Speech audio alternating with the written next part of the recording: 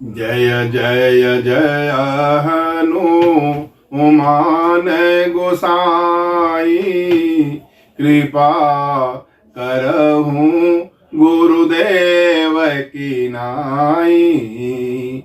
श्री राम जय राम, जय जय राम, श्री राम जय राम, जय जय राम।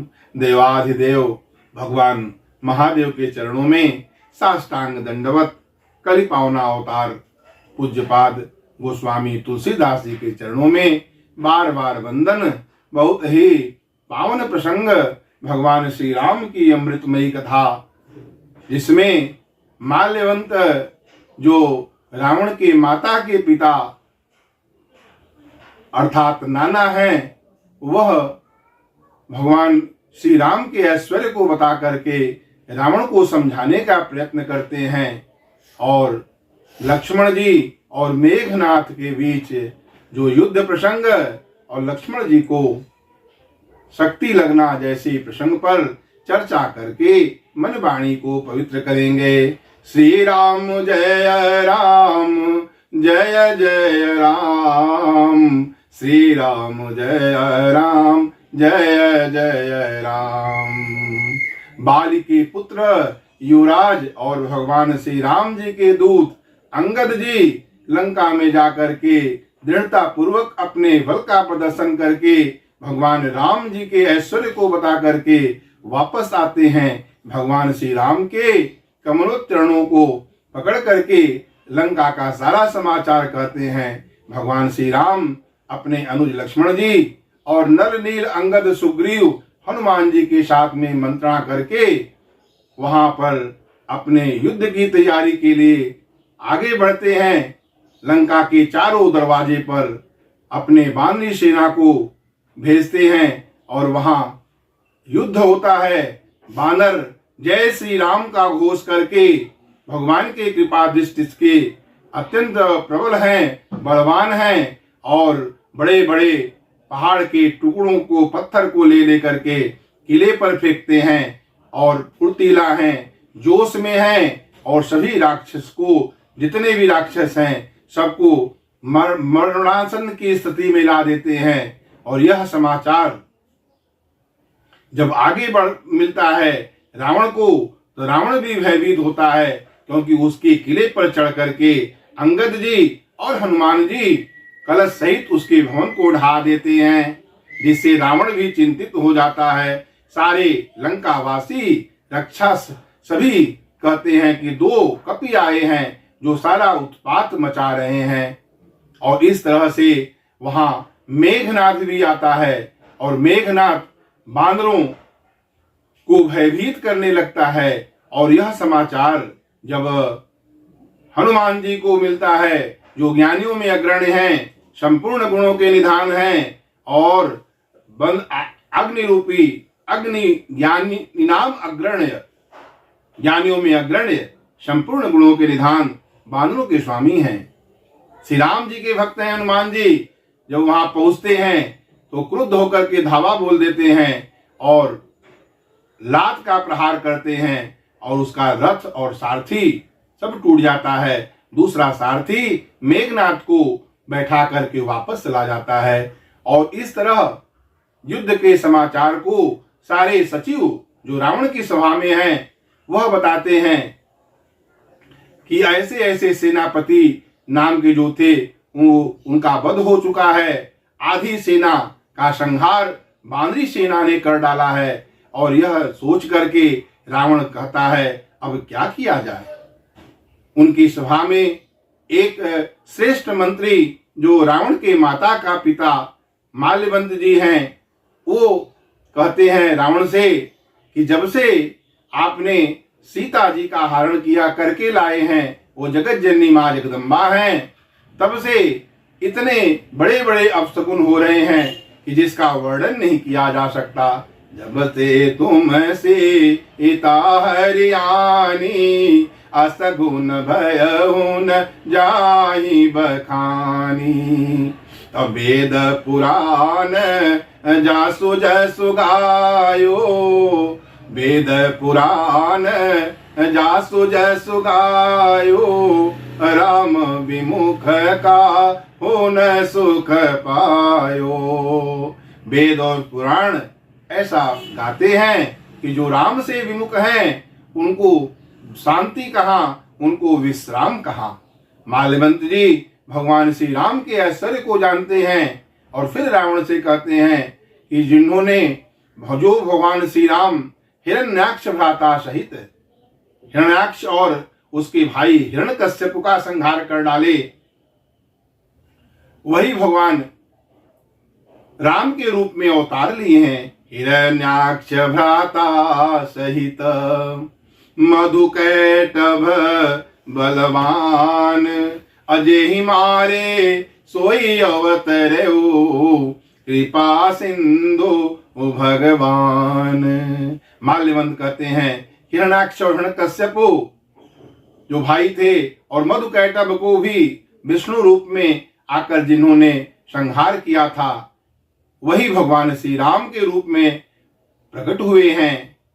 काल रूप खल बन दहन, गुनागार घन बोध, अशिव विरंचे जय से वही, तासो कवन विरोध। वो काल स्वरूप हैं और गुणों की खान है, ज्ञान घन है, और जिनके चरणों की सेवा स्वयं भगवान शंकर और ब्रह्मा जी करते हैं, उनसे विरोध कैसा।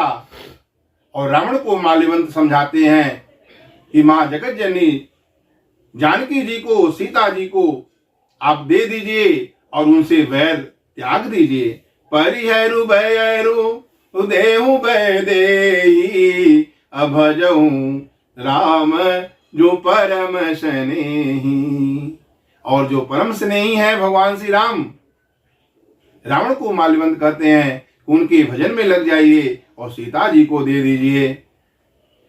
उनको कटु वचन कहता है रावण कि मेरे नजर के सामने से हट जा, तू अभागा है, और दुर्वचन कह करके वह माल्यवंत जी को भगा देता है। रावण अभिमानी है, उनकी बात को नहीं समझता है, और इस तरह से वह माल्यवंत जी समझ जाते हैं कि अब कृपा निधान भगवान श्री राम लगता है कि इनका वध ही करना चाहते हैं, इनको समझ नहीं है, और वह वापस चले जाते हैं।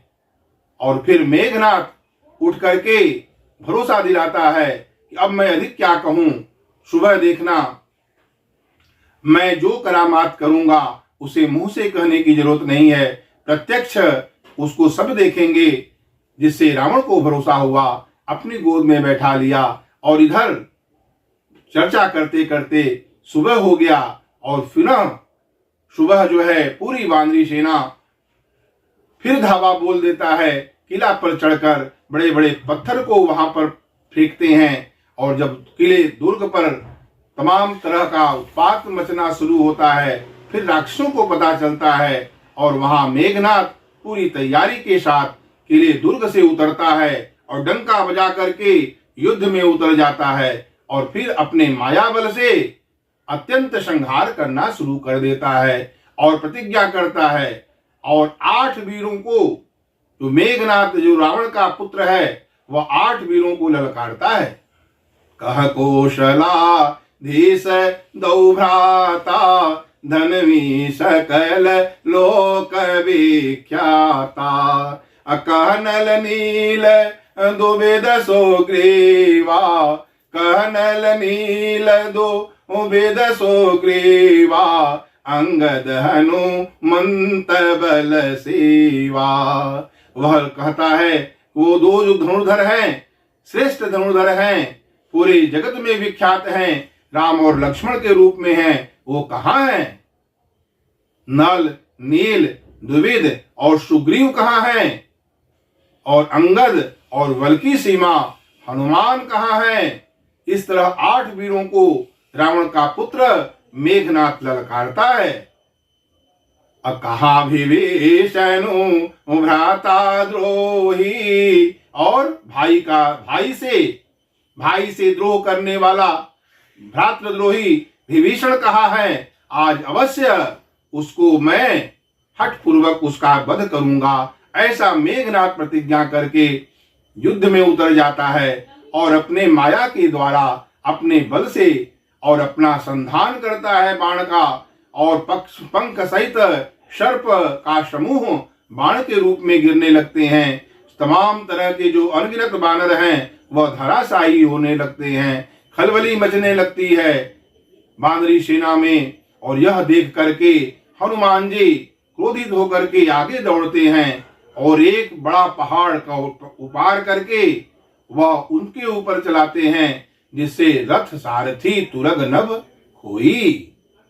और जैसे ही वह आसमान में चला जाता है उसके रथ और सारथी सबका भंजन कर देते हैं। और बार बार पचार हनुमाना, बार बार हनुमान जी ललकारते हैं, लेकिन एक दिन पहले ही हनुमान जी के लात के प्रहार को वह सहा था। वह मर्म और रहस्य को जानता है मेघनाथ, इसलिए उनके पास नहीं आता है। और घननादा जो मेघनाथ है वह राम से युद्ध करने के लिए पहले तरह तरह के दुर्वचन कहता है, फिर नाना अस्त्र शस्त्र का प्रहार करने लगता है, मानो छोटा सर्प गरुण को डराने के लिए आया हो।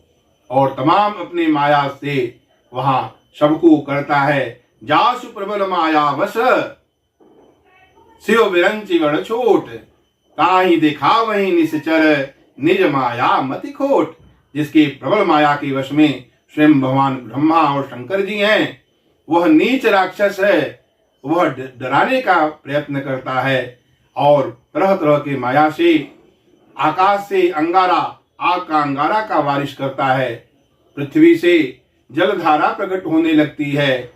हाड़, मांस, बाल, हड्डी, पीप, खून आदि का वहां पे डालता है, जिससे बानरी सेना भी व्याकुल हो जाती है और पूरी खून से गड्ढे भर जाते हैं।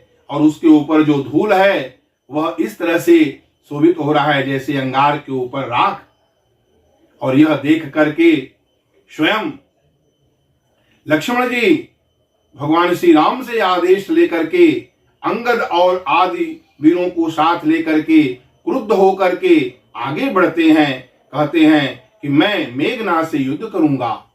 वह व्यभिचारी है मेघनाथ, तो मैं ब्रह्मचारी हूं। वह रावण का बेटा है, तो मैं राघव का बेटा हूं। और इस तरह से मेघनाथ स्वयं आदेश लेकर के आयसु मांगे राम पही अंगदादि कपि साथ, अचले क्रोध होए बाण शरासन हाथ। क्रुद्ध होकर के, लेकिन यहाँ पे ध्यान की बात है कि क्रोध के द्वारा विकारों को नहीं जीता जा सकता।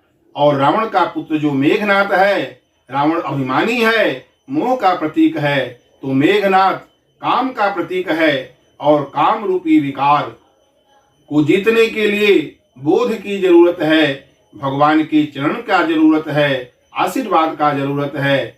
और लक्ष्मण जी क्रुद्ध हो ही चले, हाथ में धनुष बाण धारण करके अंगद को लेकर आदेश लेकर के क्रोध से चलते हैं। हम सब जानते हैं जब युद्ध होता है वहां लक्ष्मण को शक्ति लग जाता है, और लक्ष्मण मुख साधना के पथ पर चलने वाला मन कभी कभी काम रूपी विकार के द्वारा मूर्छित हो जाता है, लेकिन उसका अस्तित्व नहीं मिटता। वह संत हनुमान जी जैसे संत उन्हें अपने गोद में उठा करके प्रभु के गोद में बैठा देते हैं, फिर उनका कल्याण हो जाता है। और इस तरह दोनों जो परमवीर योद्धा हैं लक्ष्मण जी और मेघनाथ, दोनों आपस में लड़ना शुरू कर देते हैं। एक ही एक सकई नहीं जीती, निश्चर खलबल करई अनीति। और वहां जब दोनों योद्धा आपस में भिड़ जाते हैं, दोनों तरफ से युद्ध होता है, एक दूसरे को कोई जीत नहीं पाता है। और वहां जो राक्षस है वह अधर्म करता है, माया रचता है। क्रोधवंत तब भयहु अनंता रथ सारथी, और रथ और सारथी तुरंत जो है वो सब भंजन रथ सारथी तुरंता। क्रोध जब राक्षस अनीति करते हैं, अधर्म पर आ जाते हैं, माया का बल का प्रभाव करते हैं, तो जो मायापति के हैं उनके साथ कैसी माया, तो क्रोधवंत तब भयहु अनंता, रथ सारथी भंजहु रथ सारथी तुरंता। और तुरंत रथ और सारथी का भंजन कर देते हैं और क्रोध होकर के वहां पर करते हैं। और इस तरह से करते हैं कि रावण का पुत्र मेघनाथ समझ जाता है कि अब तो मेरा मरण निकट है। और जब लक्ष्मण जी जो जगदाधार हैं, शेषनाग के अवतार हैं, जब वो चलते हैं तो वो प्राण अवशेषा अस्त्र शस्त्र का प्रहार करते हैं और जितने राक्षस हैं अब प्राण अवशेष है। और यह समझ जाता है जो प्रण किया है मेघनाथ कि अब तो मैं मरने ही वाला हूं, तो वीर घातनी छाड़ सी सांगी, अतेज पुंज लक्ष्य मन उर लागी। और जब वीर घातनी शक्ति का प्रयोग करता है रावण का पुत्र मेघनाथ, तो वहां विभीषण को बचाने में लक्ष्मण जी विभीषण को अलग कर देते हैं और स्वयं उस वीर घातनी शक्ति को अपने ऊपर ले लेते हैं। जो तेज पुंज है वह लक्ष्मण जी को शक्ति लगता है। मूर्छा भई शक्ति के लागे, और जब शक्ति लग जाती है तो लक्ष्मण जी मूर्छित हो जाते हैं। और फिर जो मेघनाथ है उनके पास जाता है, उनको उठाने का प्रयास करता है, लेकिन वो उठ नहीं पाते हैं कि जगदाधार जो जगत के आधार हैं शेषनाग, उनको कौन उठा सकता है। जगदाधार शेष किमी उठे चले खिसियाई, मेघनाथ शत कोटि सम जोधा चले उठाई। मेघनाथ की तरह करोड़ों योद्धा उनको उठाने का प्रयास करते हैं, लेकिन जगदाधार जो शेषनाग जी है वो कैसे उठ पाते हैं। और वह फिर निराश होकर के वापस चले जाते हैं। और इस तरह भगवान शंकर गिरिजा से कहते हैं, सुन गिरिजा क्रोधान लजासु, अजारई भवन चारि दस आसु, अशक संग्राम जीति को जाही, असुर नर मुनि अग जग जाही, सेवहि सुर नर मुनि अग जाही। यह कौतूहल जानई सोई, अजा पर कृपा राम कई होई, सुन गिरिजा क्रोधानल जासु, जार भुवन चारि दस आसु। भगवान शंकर कहते हैं, हे गिरिजा, जिनके क्रोधानल से प्रलय काल में जो 14 भुवन हैं वह सब जो है जल जाते हैं। और यहाँ स्वयं जो देवता मुनि और तमाम जो हैं लोग जिनकी सेवा करते रहते हैं, ऐसे वीर शेषनाग लक्ष्मण जी को युद्ध में कौन जीत सकता है। लक्ष्मण हनई निमिष मौते ते, क्षण मात्र में सारे राक्षस का संहार करने में समर्थ शेषनाग लक्ष्मण जी हैं, उनको कौन जीत सकता है। और यह कौतूहल वही जान सकता है जिस पर भगवान श्री राम की कृपा होती है। और इस तरह से संध्या भई फिर दो बानी, अलगे सभारन निज निज आनी। और इस तरह संध्या हो गई और फिर सभी जो है अपने अपने वाहनी में आ गए, सेना आ गई और अपने अपने सेना के टुकड़ियों को लोग संभालने लगे। और फिर वहां व्यापक ब्रह्म अजित भुवनेश्वर, लक्ष्मण कहा बोझ करुणा कर। अजित व्यापक ब्रह्म, अजित भुवनेश्वर, संपूर्ण ब्रह्मांडों के स्वामी भगवान जो हैं, जो अजित हैं, व्यापक हैं, ब्रह्म हैं, शांत सनातन अप्रमेय हैं, निष्पाप हैं, मोक्ष रूप हैं, परम शांति देने वाले हैं, ब्रह्मा शंभु शेष जी से निरंतर सेवित हैं, काल रूपी मत वाले हाथी के लिए सिंह स्वरूप हैं, निर्गुण निराकार हैं, मायातीत हैं, योगेश्वर हैं और कमल के समान लाल नेत्र हैं, वह करुणा की खान है, कृपा सिंधु दयालु हैं। ऐसे भगवान पूछ रहे हैं कि लक्ष्मण जी कहाँ हैं। व्यापक ब्रह्म अजित भुवनेश्वर, लक्ष्मण कहा बोझ करुणा कर। तब लगिलैया हनुमाना, अनुज देखी दुख यति माना। अनुज देखी प्रभु अति दुख माना। और लक्ष्मण जी को ऐसी हालत में देख करके, जो करुणा की खान है भगवान, जो राजीव नयन है, राजीव के नयन में भी वह नेत्र सजल हो जाते हैं।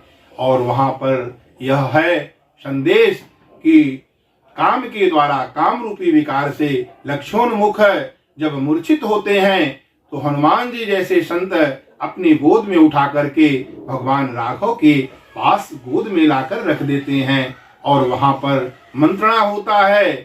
भगवान श्री राम जो है विलाप करने दुखी हो जाते हैं, उनके नेत्र में आंसू आ जाते हैं। फिर जामवंत जी हनुमान जी को कहते हैं संकट मोचन।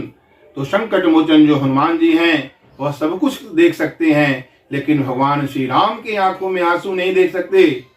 वह कहने लगते हैं कि मैं आकाश से जो अमृत है चंद्रमा में, उसको निचोड़ कर ला करके डाल दूं, या फिर पाताल में जो सर्प रक्षा कर रहे हैं अमृत से बड़ा घड़ा को, उसको ला करके दे दूं, या स्वयं जो यमराज हैं, मृत्यु हैं, उनको ही समाप्त कर दूं, क्या करूं। फिर जामुन जी उनको समझाते हैं कि सुखेन वैद्य जो लंका में रहता है उनको लेकर के आना है। और वो तुरंत जाते हैं, जो सदगुरु रूपी वैद्य हैं उनको ला करके आते हैं। और वह सदगुरु रूपी वैद्य राम भक्ति रूपी सजीवन को बताते हैं, और भवन सहित हनुमान जी जाकर उनको वापस ला देते हैं। और इधर भगवान श्री राम के मन में सोच है कि ऐसी स्थिति देख करके मैं भी लक्ष्मण के साथ सुरलोक चला जाऊंगा। और जब सीता सुनेगी पति देवर की यह दशा है, तो वह सिंधु के गोद में जाकर समा जाएगी। जितने भालू और वानर हैं वह सब जाकर कंदराओं और वनों में जाकर छिप जाएंगे। लेकिन दुख तो इस बात की है कि विभीषण किसके गृह जाएंगे, यही उनको दुख है इस बात का। ऐसे शरणागत वत्सल भगवान श्री राम के चरणों में वंदना करते हुए पावन नाम श्री राम जय राम जय जय राम, श्री राम जय राम जय जय राम, श्री राम जय राम जय जय राम।